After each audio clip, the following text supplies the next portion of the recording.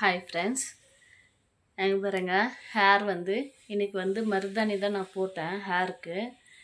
இங்கே பாருங்கள், குளிச்ச பிறகு அவ்வளோ ஷைனிங்காக நம்ம மருதாணி போட்டால் ஹேர் அவ்வளோ அடர்த்தியாக தெரியும் ஃப்ரெண்ட்ஸ். நம்ம ஒல்லியாக இருக்கிற முடி கூட அப்படியே அடர்த்தியாக தெரியும். இங்கே பாருங்கள், ஹேரு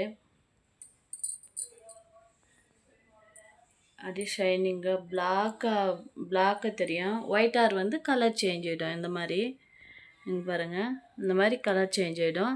நம்ம மருதாணி போட்டு தலை குளிச்சுட்டு தலை அலசிட்டு திரும்ப அவுரி பொடி இல்லை, அந்த அவுரி பொடி தலைக்கு அப்ளை பண்ணின்னு திருப்பி நம்ம தலை குளிச்சாக்கா ஒயிட் ஹேர் அவ்வளோ கருப்பாகிடும். அவுரி பொடி இருந்தால் நீங்கள் யூஸ் பண்ணுங்கள். டை போடுறத விட அவுரி பொடி யூஸ் பண்ணுங்கள் ஃப்ரெண்ட்ஸ்.